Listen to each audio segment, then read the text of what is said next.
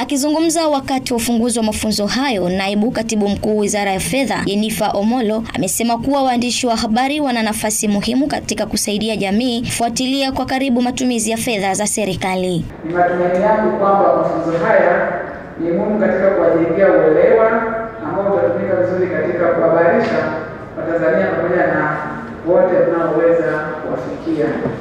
Nyie ni nguzo kubwa sana sasa pale ambapo kama tunahitaji kuwahabarisha wananchi.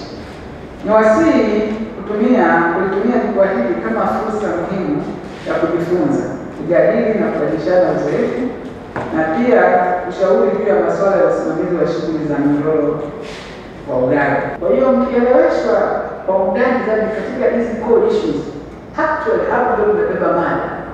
Naweza kusaidia sana serikali kuhakikisha kuwa mali tunazozinunua tunazitumia vizuri na tunahakisi fedha ambazo serikali inanunua.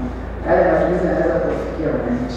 Kwa upande wake, kamishna wa idara ya ununuzi wa umma kutoka Wizara ya Fedha, Dr. Frederick Mwakibinga, amesema mafunzo hayo ni sehemu ya mkakati wa serikali kuimarisha usimamizi wa fedha za umma kwa kushirikiana na wadau muhimu ikiwemo vyombo vya habari. Lengo kubwa la mnyororo wa ugavi ni kwamba tunaponunua vifaa au huduma, kiwango ya idadi na ubora uwe maintain vile mpaka mwisho kwa mlaji wa mwisho. Hili jambo lilikuwa ni mtihani mkubwa sana.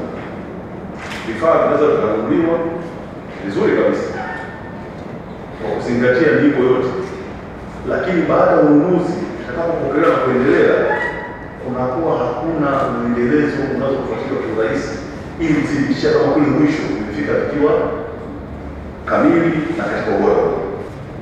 Kwa msingi huo, Mheshimiwa mgeni rasmi, mafunzo haya yamelenga kuwajengea uelewa wa kina na uwezo mahususi wa kufikisha taarifa sahihi kwa wakati na zenye kuleta uelewa mpana kwa umma wa Tanzania. Kama mnavyofahamu, fedha zinazotumika katika shughuli za ununuzi wa vitu na huduma ni fedha za umma ambazo zinatokana na kodi zetu sisi wote. Washiriki wa mafunzo hayo wanaeleza namna watakavyotumia katika utendaji wa kazi za kihabari.